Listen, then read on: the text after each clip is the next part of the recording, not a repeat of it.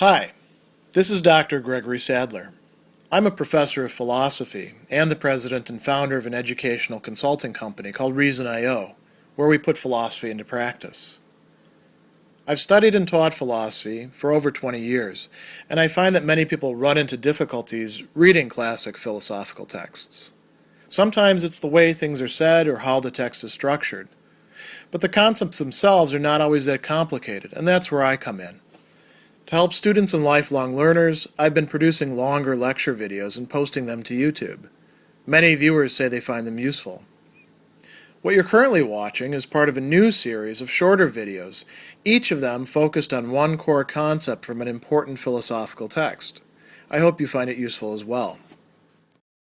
In the beginning of his work on the nature of the gods, as is the case with several others of his works, Cicero is going to have a kind of preamble which tells us about why he wrote the work in the first place, why it's an important topic, what his own views are to some extent. And so he's going to begin by saying that there's a number of branches of philosophy that have not been adequately explored at this point, but this one in particular is really, really important. So he tells us that we need to look at the natura deorum, the nature of the gods, and this is going to encompass a lot of different facets, but that this is connected with thinking about the soul, or you could say the mind as well, ad cognitionem animi, right? And then about religion itself, which is not just an individual matter in ancient times, but has some important social implications, as we're going to see. So he tells us that this is a topic of one of special difficulty and obscurity. Now, why would that be the case? So the first reason is because if you look at what philosophers up until Cicero's time have said about the matter, and you look at the different schools and different positions, there is significant multiplicity and variety. And so the terms that are being used there are describing opinions, sententiae, the viewpoints, we could say, that people have. And so there's a variety, right? Variae, a multiplicity. There's quite a few of them. And they disagree with each other, discrepante. So, the translation of that as variety is understating how they disagree with each other. So that's the situation that we're in, according to Cicero, in ancient times. And we can think about our own time, where people have all sorts of viewpoints on the nature of whatever the divine is, certainly more than they had during Cicero's time. So he goes on, and he's going to talk about the academic school, but we'll come back to them in just a minute. He says most thinkers, now he's talking about in his time, have affirmed that the gods exist, and this is the most probable view, and one we're led to by nature's guidance. But there's other thinkers who have said, I'm not sure about this. There have been atheists as well in ancient times. So even that isn't a settled issue, but that's just the beginning of the differences. He then talks about there being great differences over a number of different topics. So the form that the gods have, what are they like? What are they composed of, right? He says there are many views about the outward form of the gods, their dwelling places and abodes, and these are debated with the widest variety of opinion among philosophers. But the biggest issue that we're concerned with is, what do they actually do? Are the gods active? Are they inactive? Do they care about what happens down here among us human beings? Are they totally detached from us? Do they only care about general things but not individuals? Well, these are some really central topics, as well as, did the gods create and order the universe, or Does the universe just exist by itself? And as we're going to see, these are positions held by different schools within who are discussed within this work. So Cicero says that this then creates significant uncertainty and ignorance among people about issues, matters of the highest importance. So that's kind of a problem, right? And, we can't just simply turn to the philosophers because they disagree about these matters. Now, this is going to have some, not just, let's say, epistemological or philosophy of religion effects, where we can confine it to an educated elite who are interested in these matters. This can have some significant effects within a broader society. And Cicero is saying that he's concerned about this. So what are the problems? He says that, we have to be concerned about piety, pietas, reverence, sanctitas, and religion, religio. So these are not just synonyms for each other. They are different aspects. Piety is often looked at as a kind of virtue, often associated with justice. Why justice? Because it has to do with social relations. Religion, the actual, worship, the cult, whatever it is that people are doing. Reverence, sanctitas, being reverential towards or showing awe or the proper attitude towards things. If you don't know whether the gods exist or care about us, well, maybe you won't have those, right? So he says that now piety, like the rest of the virtues, he says, cannot exist in mere outward show and pretense, which is interesting because one of the characters in this dialogue is going to be a priest who is not particularly pious in the sense that Cicero is talking about here. And he says that with piety, reverence, and religion, if they disappear, life becomes disorder and confusion, and the disappearance of piety towards the gods is going to entail some important social effects. The loss of loyalty or good faith between people, you could say, fides, the social union among human beings, so societas generis humani. Now, he's not just talking about in a society. Generis humani means the human race, the entirety of humanity. And, he says, justice itself, which is, now it's translated here, the queen of the virtues, una excellentissima virtus, one of the most excellent, one of the exceeding, the superlative virtues, justice. So Cicero thinks that it's important to get some clarity about these matters. So that's the first thing that he discusses. And he's going to, run over some opinions. And then he says, I observe a great deal of talk has been current about the large number of books that I've produced within a short space of time, and such comment has not been all of one kind. So we're shifting topics here now to Cicero's own personal motivations. Why is he discussing these matters? And he says, some people have been curious as to the cause of this sudden outburst of philosophical interest on this part. Others want to know where I actually stand. We're going to come to that in just a moment. And then he says, it's not something actually that new for me. I have been studying philosophy and actually applying it for a long time. He says, from my earliest youth, I devoted no small amount of time and energy to it, and I pursued it most keenly at the periods when I least appeared to be doing so. So, even throughout his life, he says, you can see the philosophical maxims of which my speeches are full, and my intimacy with learned men who have always graced my household, as well as eminent professors, Diodotus, Philo, Antiochus and Posidonius, who were my instructors in philosophy. So Cicero was afforded the opportunity not just to read a lot of books, as we see him doing in some of the dialogues.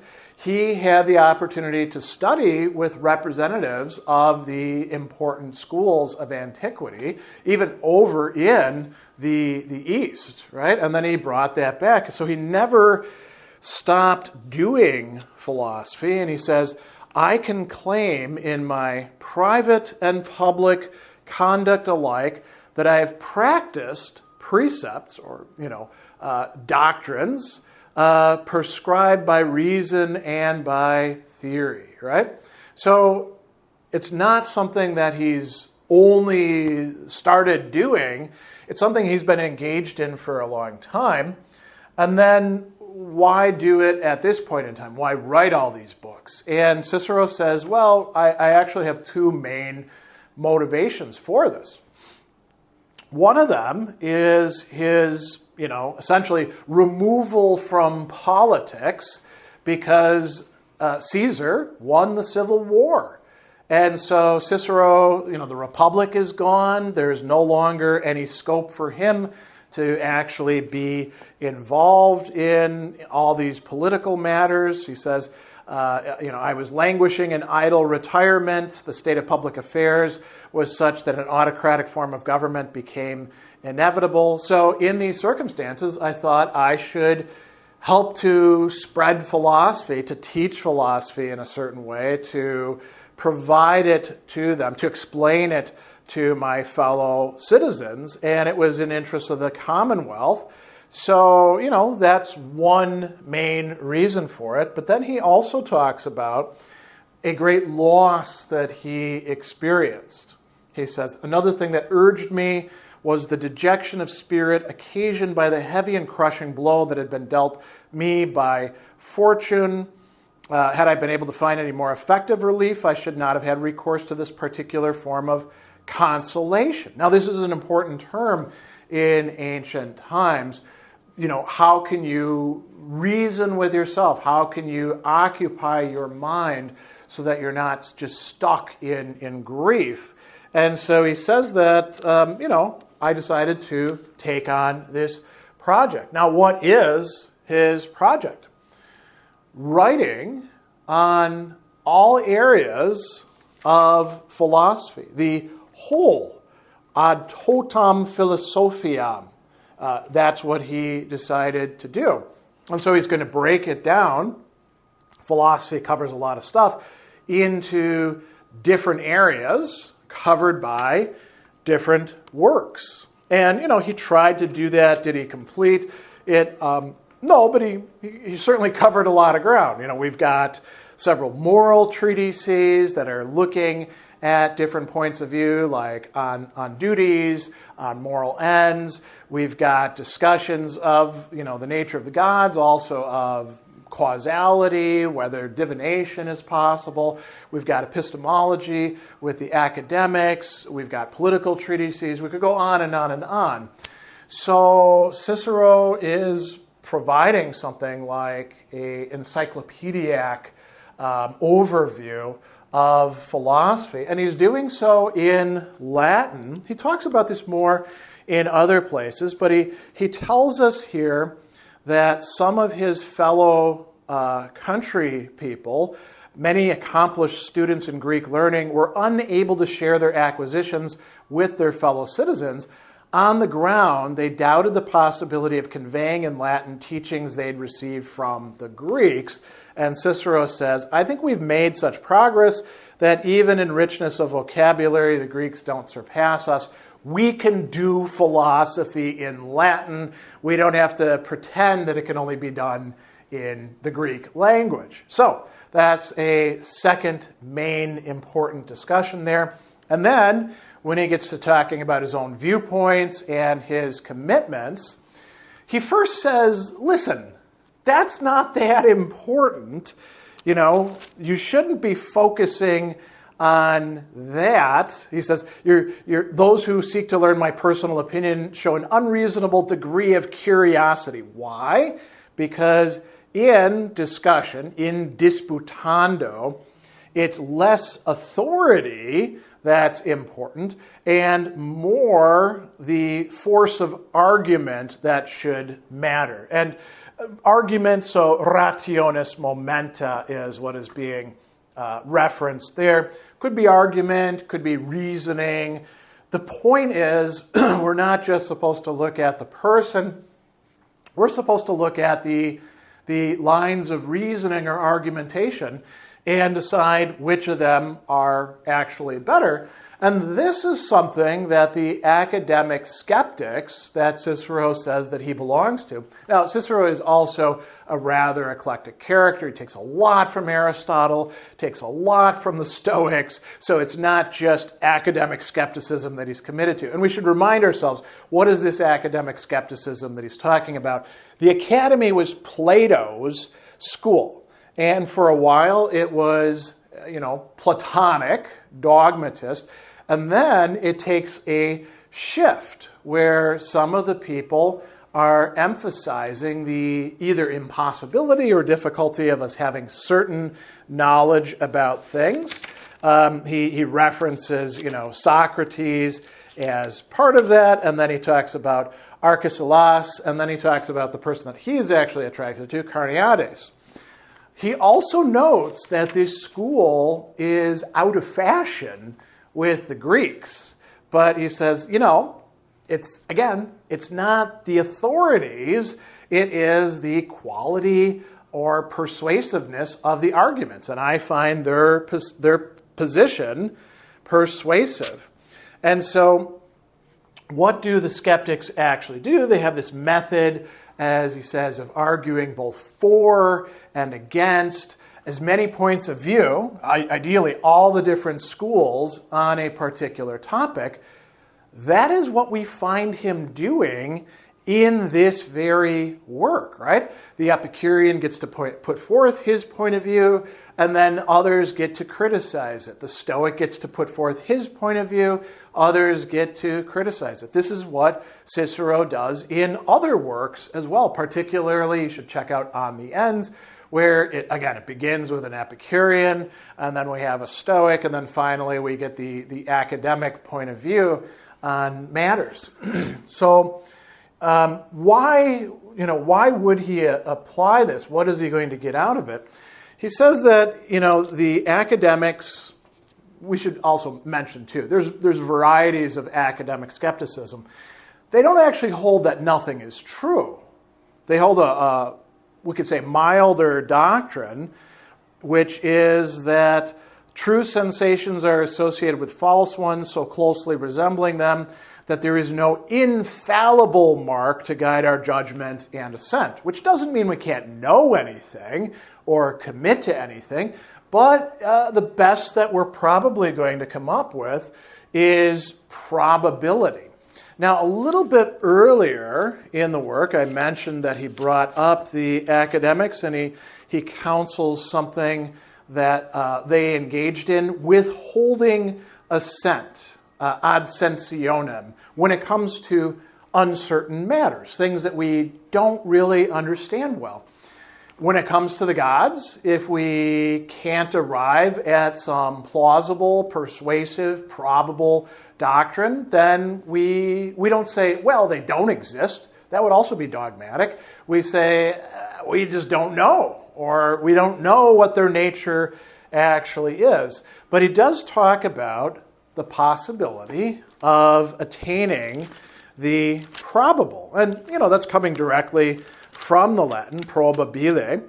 And so, he says that, we can have enough certainty of these matters to actually guide our practical life, and that is what we're looking for here. So if it can direct the life of the wise person, it can probably direct the lives of us not quite so wise person, or ordinary ways of looking at things. And then maybe, here's the implication, maybe we don't have to lapse into this complete skepticism about we don't know anything, right? We can say, well, I don't know what actually happens when I pray, but maybe it is worth doing. And so what is he going to do in this work? The structure of it is a dialogue between different people who represent different philosophical points of view, hopefully at their strongest.